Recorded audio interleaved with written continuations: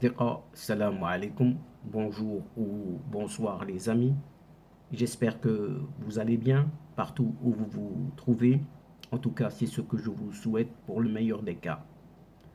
Bienvenue sur votre chaîne Bled Magharibia qui attend comme toujours vos encouragements en partageant les séquences de votre chaîne auprès de vos connaissances, vos alentours, mais surtout, en vous y abonnant le plus nombreux possible pour y être informé en toute primeur. Merci de nous recevoir chez vous et parmi vous une nouvelle fois. Cette 228e vidéo vous propose votre ce qui fait débat, c'est-à-dire ce qui fait discussion entre nous à chacune de nos rencontres.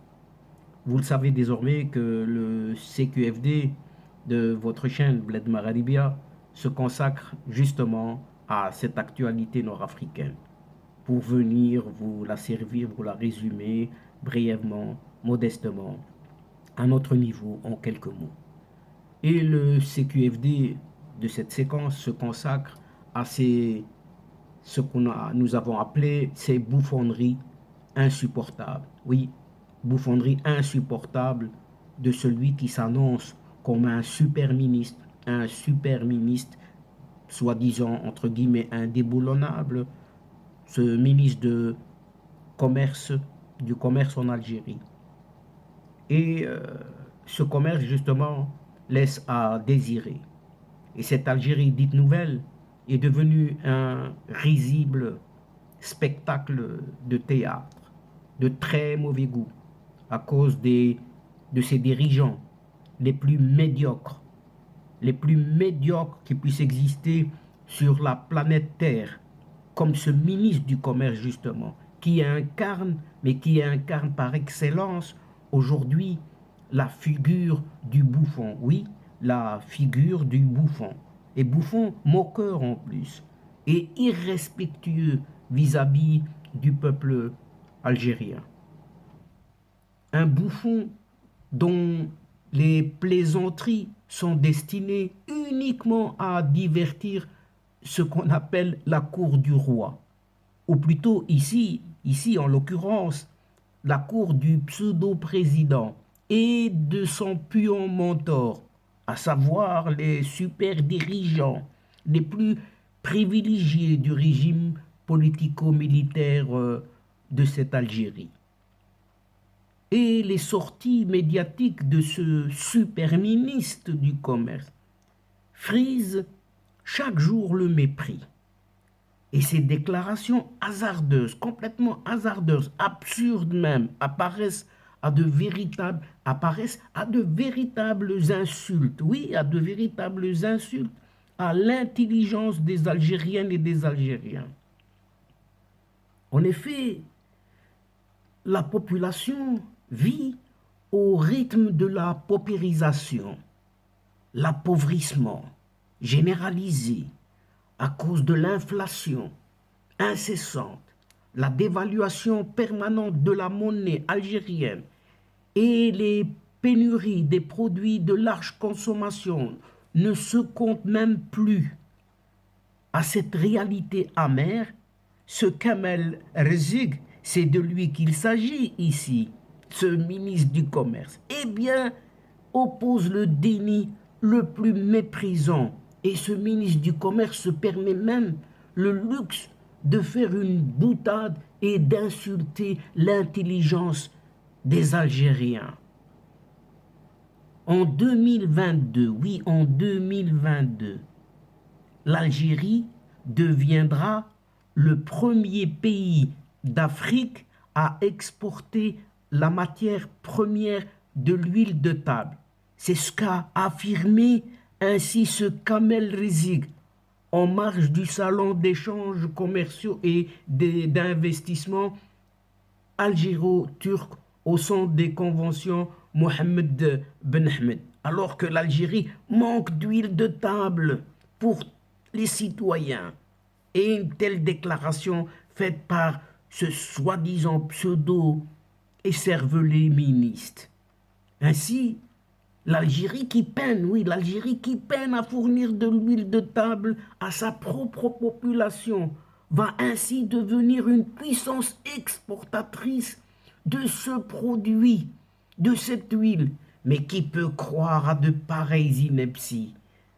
Oui, qui peut croire à de pareilles inepties?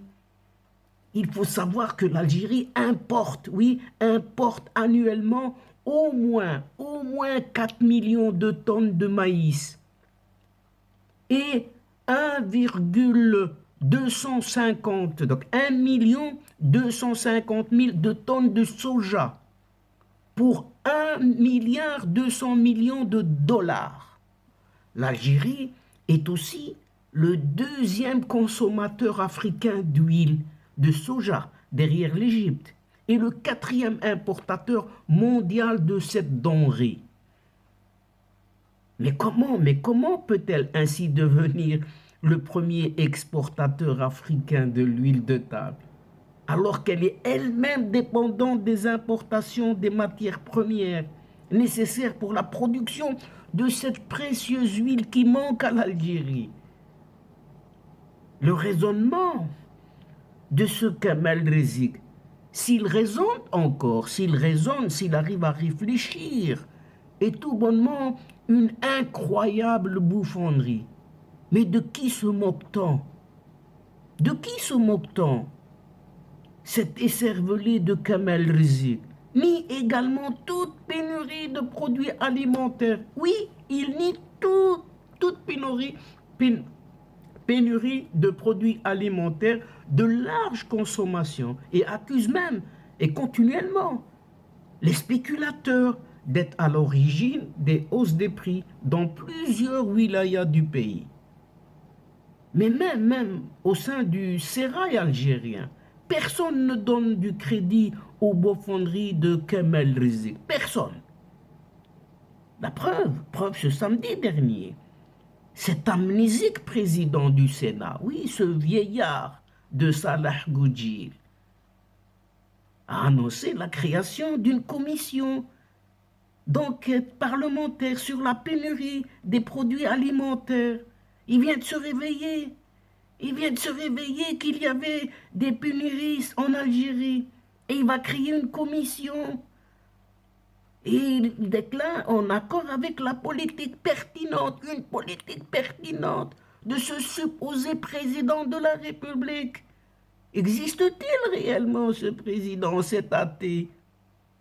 Et au titre de ses soi-disant efforts soutenus et de sa pseudo-ferme volonté de lutter contre le fléau du monopole et de la spéculation illicite, il paraît qu'il y aurait des spéculations illicites qui prennent de nouvelles proportions, qui menacent la stabilité, la cohésion et même l'immunité sociétale de la nation.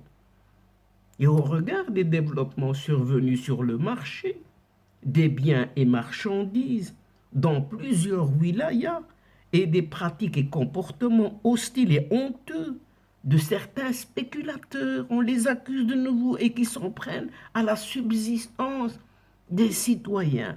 Eh bien, le Conseil de la Nation a décidé, oui, subitement, on a décidé, dans le cadre de ses responsabilités constitutionnelles à l'égard du peuple et conformément à des articles, il y a des articles dont le numéro 159 de la Constitution et des exigences de la loi organique et du règlement intérieur y afférent, donc de mettre en place une commission. Eh bien, on va mettre seulement maintenant une commission d'enquête parlementaire chargée d'enquêter, seulement d'enquêter sur les problèmes de pénurie et de monopole, de certains monopoles touchant certains produits essentiels de large consommation à travers le pays. Lit-on dans un communiqué, dans le communiqué rendu public ce samedi dernier par ce même Conseil de la Nation. Et en faisant comme si la constitution de cette commission allait fournir au pays illico presto toutes les denrées alimentaires de première nécessité. Mais la population n'en demeure pas moins dupe de tout cela, de toutes ces manipulations. C'est comme le dit également cet idiot, ce crétin de Kamel Rizzi, il n'y a aucune pénurie. Alors pourquoi le Conseil de la Nation se mobilise tellement pour enquêter, créer une commission d'enquête sur ce fléau économique? Oui, pourquoi? La réponse est évidente. La réponse, oui, est évidente. En tout cas, ce ministre du Commerce nage en plein délire, oui, en plein délire. Il n'en est pas encore sorti et démontre qu'il est totalement déconnecté du quotidien réel de la population algérienne, qui vit des misères, qui vit la précarité, tout simplement, pour ne pas dire clairement la pauvreté. Mais entre-temps, cette même Algérie vit et continue de vivre des pénuries et autres hausses des prix. En effet, c'est une problématique complexe, mais très complexe, que la population algérienne vit au rythme de pénuries et autres tensions sur les produits alimentaires de base et de hausse généralisée des prix. À défaut d'une stratégie globale de réforme, le gouvernement, ou si on peut encore l'appeler ainsi, se contente de petites mesurettes qui ne s'avèrent pas toujours efficaces, avec même parfois un spectaculaire effet de cobra. Et on va l'expliquer. Il n'y a pas que l'inflation, oui, il n'y a pas que l'inflation qui existe. 9,2%, selon les derniers chiffres de la Banque d'Algérie même. 9,2% selon ces chiffres. Et la dégradation du pouvoir d'achat qui continue de poser problème. Certains produits de première nécessité viennent à manquer sur les étals. Il n'y en a pas. Après l'huile de table, oui, après l'huile de table, c'est autour du lait en boîte de connaître une tension, une rareté doublée d'une hausse des prix. Parallèlement à cela, le prix du pain fait de nouveaux débats et ceux de nombreux produits demeurent élevés. Par exemple, pommes de terre, sardines, viande de poulet, etc. Et la liste est très très longue et même trop longue pour vous l'énumérer totalement ici. Mais le premier constat qui n'échappe à personne, c'est qu'aucune catégorie des prix subventionnés ou libres, produits locaux ou importés, n'est épargnée par la pénurie ou la hausse des prix. Donc, difficile de ce fait d'imputer la situation à un seul facteur. Le problème vient de partout. C'est la conjugaison d'une somme d'éléments endogènes et exogènes, à la fois intérieurs et extérieurs, allant de la flambée des prix sur les marchés internationaux aux décisions internes qui sont tout à fait improvisées, en passant par la sécheresse, la nature naturelle, la dévaluation de la monnaie, surtout l'obsolescence du système de subvention, ce système qu'on a créé, et peut-être aussi une entreprise délibérée de créer un climat de tension, ce qui est fait par ce gouvernement politico-militaire. Et comme le soutiennent ces mêmes autorités.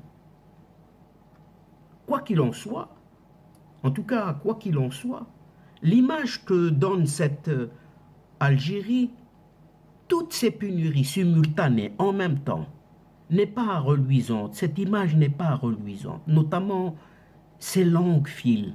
Oui, ces longues files d'attente pour un bidon d'huile, un petit sachet de lait, ou, comme il y a quelques semaines, pour quelques petites patates, petites pommes de terre, saisies par-ci par-là et vendues à un prix, on peut dire, raisonnable.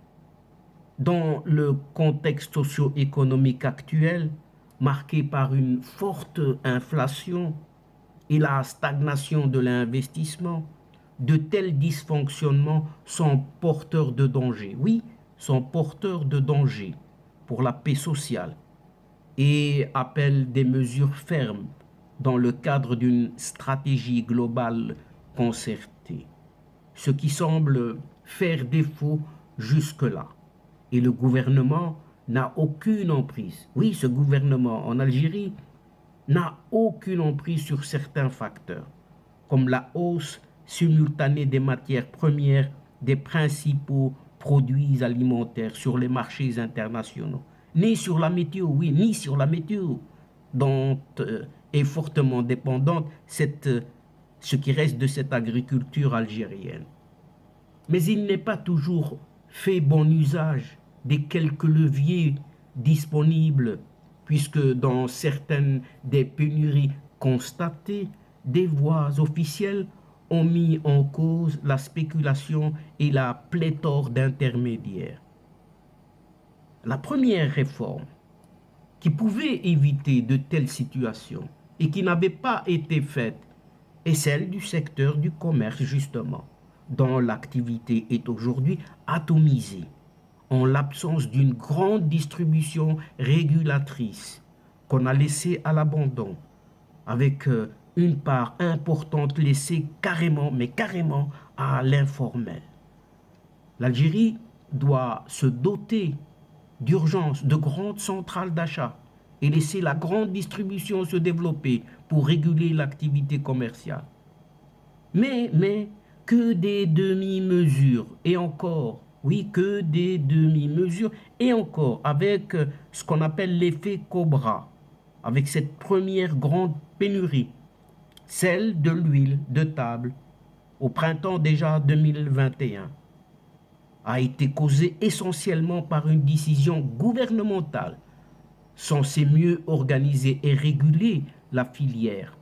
Lorsque le ministère du Commerce, justement le ministère du Commerce, a tenté d'imposer brusquement la facturation aux gros et petits distributeurs.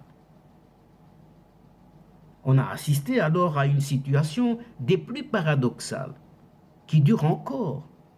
Les Algériens, les Algériennes ne trouvent pas sur les étals un produit dans lequel l'industrie nationale est largement excédentaire.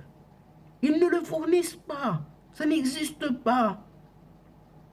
L'Algérie ne produit pas, à part le produit naturel du gaz et pétrole, mais ce n'est pas des produits de première nécessité en Algérie. Et l'effet Cobra, c'est lorsqu'on aggrave un problème. Oui, c'est lorsqu'il y a un problème et on continue de l'aggraver. On aggrave un problème par une décision destinée à le régler, en principe. Et les mesures ultérieures n'ont pas été plus efficaces. Non, c'est le contraire qui se passe. En octobre dernier, oui, écoutez bien, en octobre dernier, le Premier ministre Ayman Ben Abdelrahman, soi-disant passant, est économiste. Il connaît le problème, c'est un économiste de formation. Eh bien, ce Ayman Abdelrahman a décrété l'obligation aux industriels et professionnels d'utiliser l'huile de table en emballage de 10 litres, non concernés par la compensation. Or, il n'est pas facile de suivre l'application rigoureuse d'une telle disposition sur le terrain.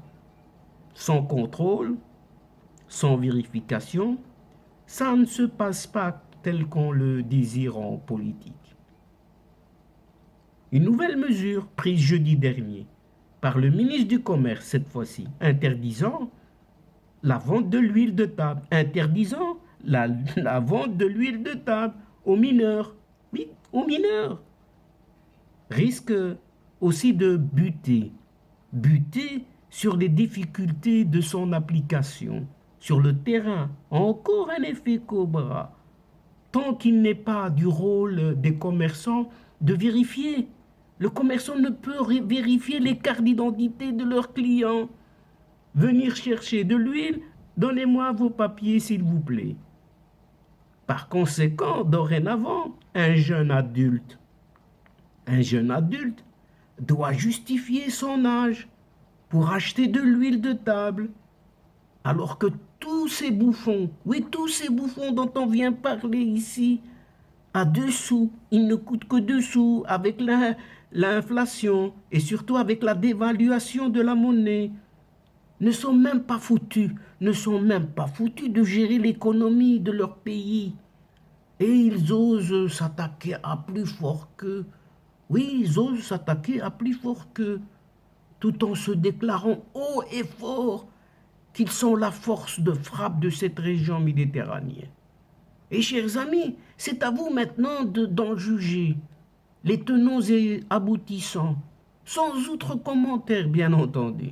Et donc, chers amis de la chaîne, c'est ici que prend fin cette séquence en prenant congé de vous, mais néanmoins, nous espérons vous retrouver très bientôt avec un grand plaisir pour vous relater d'autres thèmes et d'autres sujets venant à partir de votre chaîne Bled Magharibia pour vous relater toujours ce qui fait débat et ce qui fait la petite discussion entre nous. Un grand merci pour votre confiance, un grand merci pour votre patience et un grand merci pour votre participation de nous écouter, de nous suivre jusqu'au bout des séquences. Mais ne nous oubliez pas de nous aider mutuellement, d'aider votre chaîne en vous y abonnant, en très nombreux. Mais surtout, n'hésitez surtout pas à partager les séquences vidéo de votre chaîne. Pour ma part, je vous dis au revoir les amis. الأصدقاء السلام عليكم ورحمة الله وبركاته. À la prochaine fois et à bientôt. إلى اللقاء في حصة أخرى إن شاء الله. مع السلامة.